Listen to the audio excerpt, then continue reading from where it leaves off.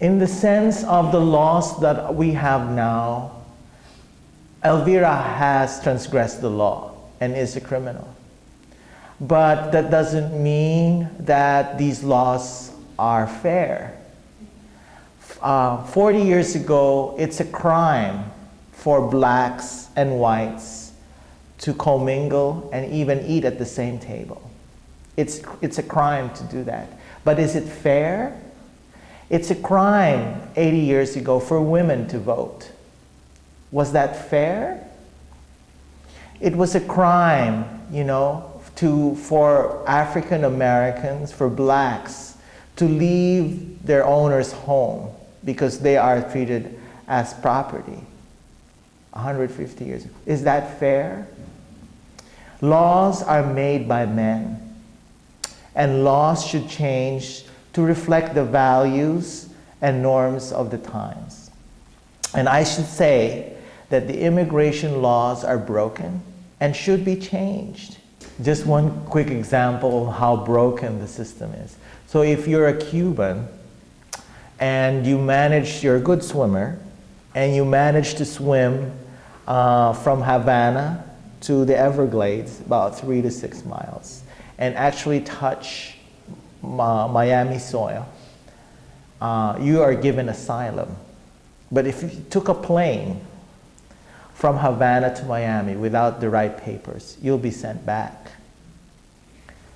But if you're a Haitian and you're a good swimmer, a little farther, like 3 miles farther, you're a good swimmer and you swam, right, from Haiti to Miami, and you successfully did that, you'll be sent back.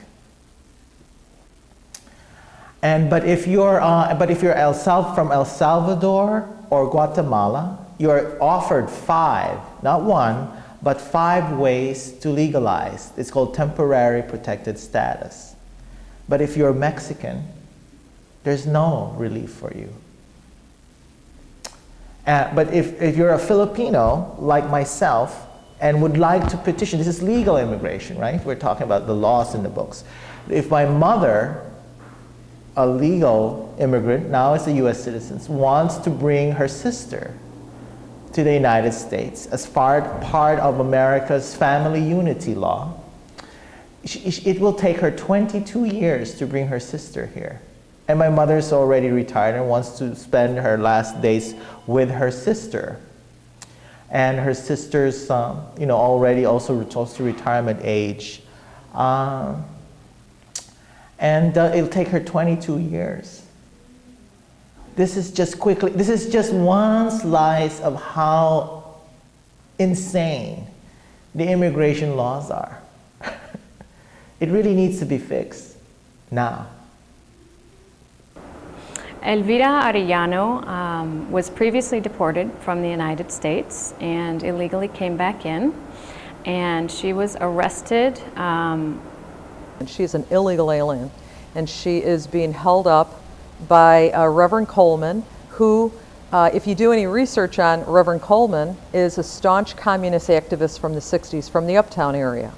So, and Reverend Coleman has nothing to do, although he wants to look like a reverend, really what he's preaching is Marxist liberation theology. It's steeped in Marxism. And Elvira is their puppet for this Hollywood play that they have going on right now. They want to make Elvira look like a poor victim. And I think the victim here really is the woman whose Social Security number that she stole. And Elvira is not like, most illegals who've come over the border and they're still in hiding.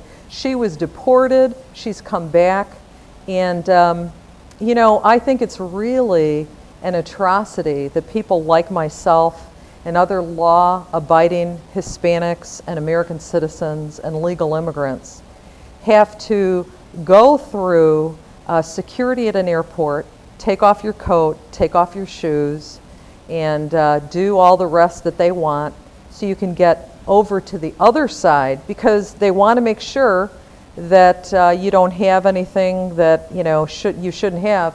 And yet on the other side are illegal immigrants, illegal aliens who are working. What, you know, this is, to me, it's like, you know, you just want to pull your hair out.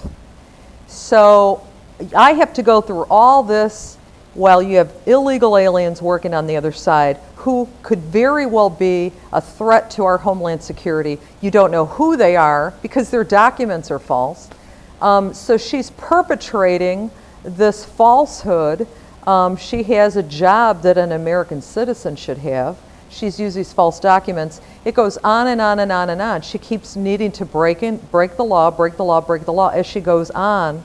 But the truth of the matter is, if you've done research on Elvira, and I know you have because she's your subject, you may have run across a picture of Elvira dressed like a prom queen in 2003 with the former president of Mexico.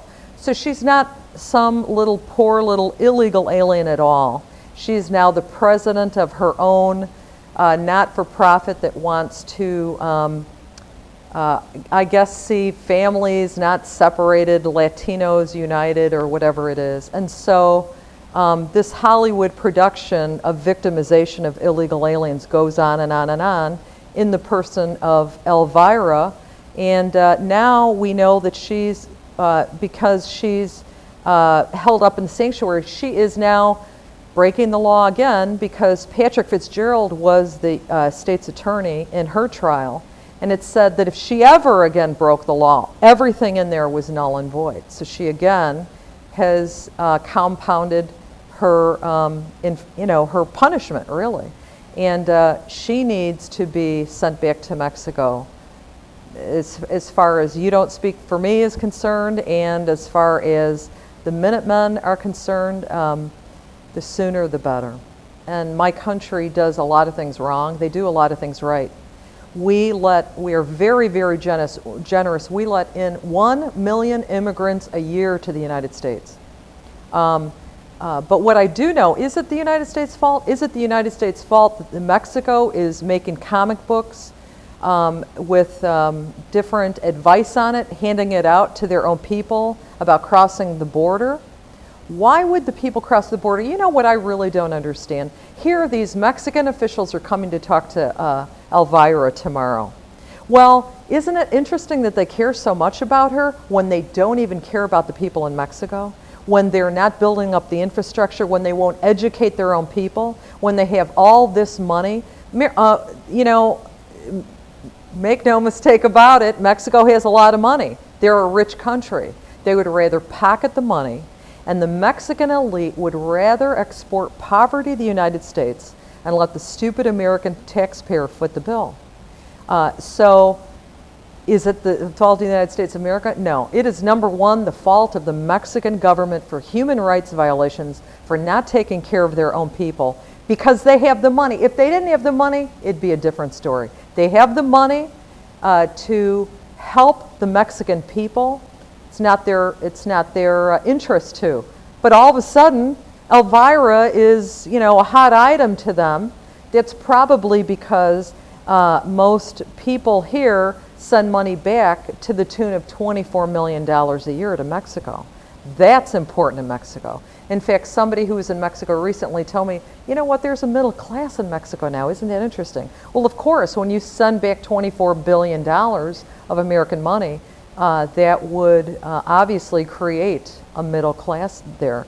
But is it the fault of the United States? No, it's not. It's the fault of the Mexican government for not taking care of their own people and, again, committing human rights violations.